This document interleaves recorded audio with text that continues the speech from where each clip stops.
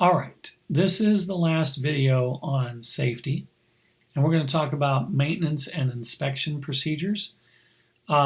You definitely should have a checklist that you're using to pre-flight your aircraft before going out. If you're doing SMS or safety management systems properly, you have an SOP, which is your standard operating procedures for your business. And that's going to set in mind some times when you're going to check your aircraft for maintenance beyond just looking at the aircraft on a pre-flight. So you need a maintenance schedule, and you need a mean time between failures schedule. So you want to start logging your flights and how much flight time the aircraft has got. Not just logging aircraft time or flight time for yourself, but also having a separate log for that aircraft so you can look at a glance and tell how many hours it's had in the air. This way you can kind of be looking at the what other businesses are doing and what other people are doing to kind of see when should I replace these. It may even be part of your manufacturer's information that comes with the aircraft to let you know when parts should be being repaired, but it's going to normally happen within a certain amount of flight hours. So let's hone in on that for a second. Anytime they ask you anything on a test about the aircraft itself, and when should you get things checked or when should maintenance be performed, etc., you want to always be looking at manufacturers' recommendations from any documentation that they provide when they sell you the aircraft. So that is the key. First and foremost, be following manufacturers' recommendations for anything involving maintenance on the aircraft. And then if, let's say, the company that sells you the aircraft does not have any recommendations or information about when you should change motors and rotors and different things like that, then the next thing to fall back on is industry best practices. So standard industry best practices, how can you find out what those are? Well, you can start Googling it. You can get on the phone and call different people that are doing similar things to what you're doing. There are associations and groups out there. There's Facebook pages of professionals out there doing different things with drones and etc. You can find other people to bounce this off of and say, hey, what are you guys doing for your standard operating procedures when it comes to maintenance and or your aircraft? This is the same thing with aircraft limitations as well. How fast can you fly? How high can you fly this aircraft? All that stuff should be gone off of manufacturers' recommendations. So these two things are very important. This is also a question I've seen on the test before, and they want to make sure that you understand that once you know, or should have known, that an aircraft should not have been flown, or that if it's in the air and you realize, gosh, there's something going wrong with this aircraft, you should be getting it down.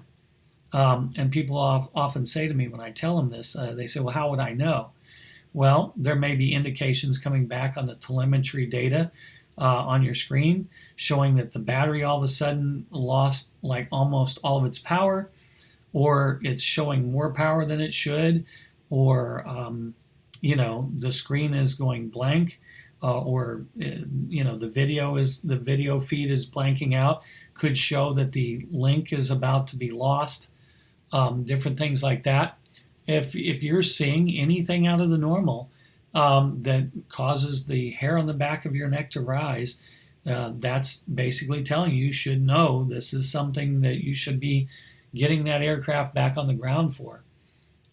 So as soon as you believe that aircraft should no longer be operated, or even if it should be known, you shouldn't either fly that aircraft or you should get it back down as quickly as possible.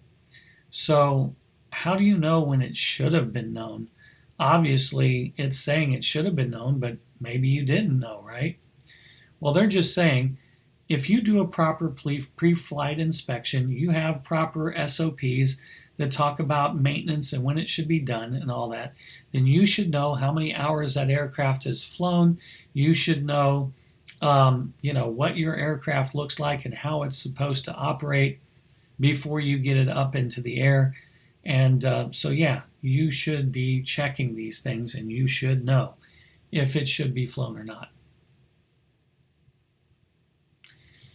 You also need to address emergency procedures. And a loss of link is listed here because a lot of people think it is an emergency procedure. But a loss of link is not an emergency procedure. A loss of link is just simply you have lost communication with your aircraft.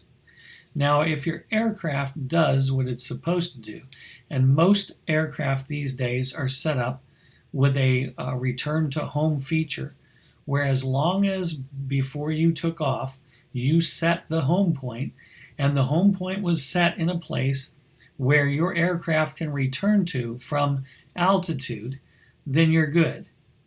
And it's just a loss of link, and the aircraft will then proceed to do what it is supposed to do when it realizes that you have lost link with it, that the control station is no longer talking to the aircraft.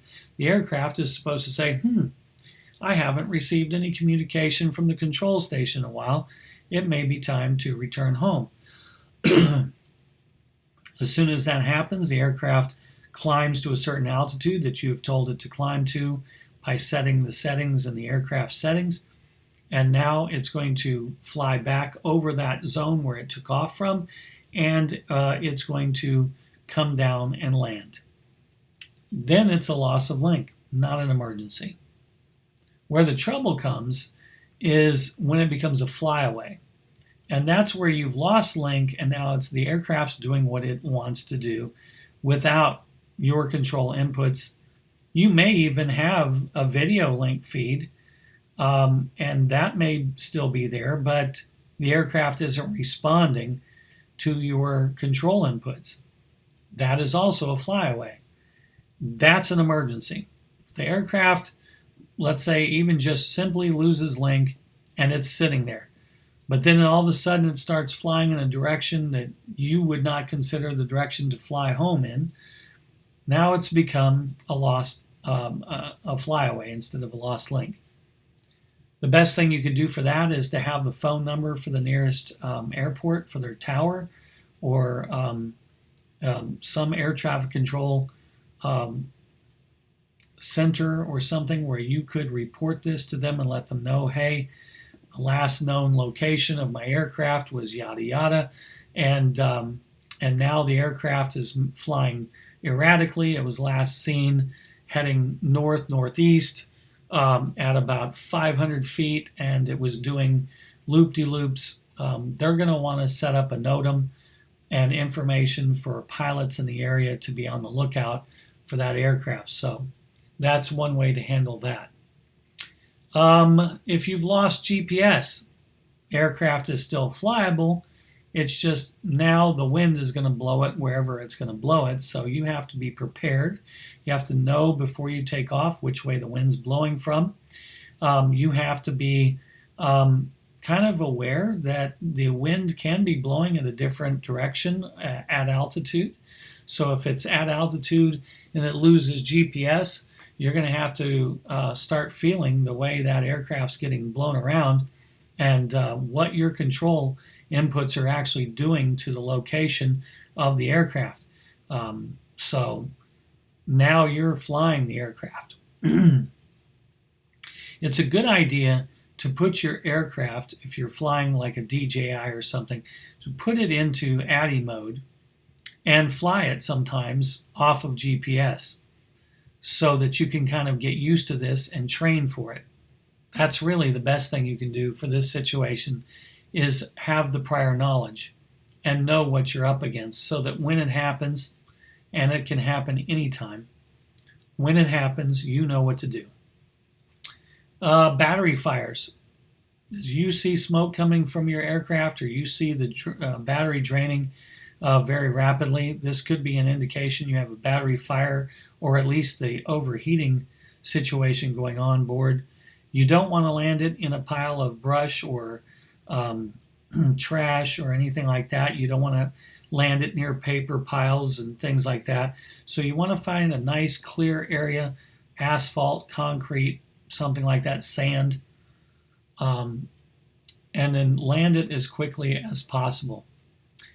And then flight termination, we call CFIT, which is controlled flight into terrain.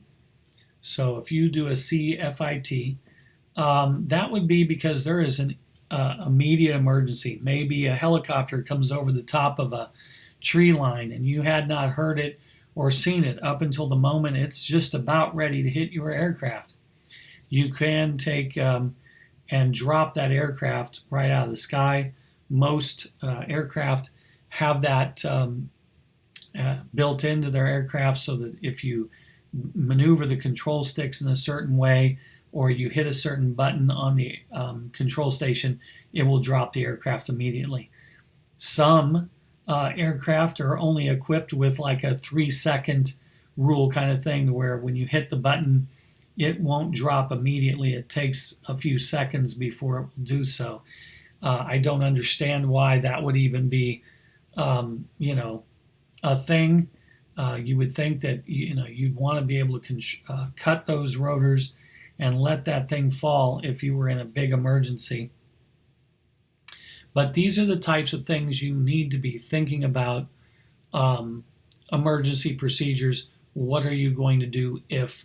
And make sure you've covered all that, all those what ifs. I even tell people that I'm training, what if a dog or a pack of dogs or an alligator was approaching you, and it could be something on the ground like that could affect your flying? What are you going to do? Because you're flying an aircraft and at the same time you're being attacked by an animal, or could be. You need to have contingencies in place for all of the what ifs. And again, sometimes the only thing you can do is just be out there flying and gain experience, and then write this stuff into your SOP. And with that, we have covered all of safety. And so we are done, and this should conclude all of the videos in this section. And so now you're going to want to take a test. And you're going to want to, you're going to want to review first and then take your test. But now that I'm thinking of it, there is probably going to be one additional video, because there's two little things that we didn't cover, which is weight and balance of your aircraft and stalls. And so we're going to talk more about that. We're going to have one more video coming up, but we're getting close now, and look forward to that final studying and that final test here coming up. And then off you go to take your final test with the FAA. So happy studying until the next video.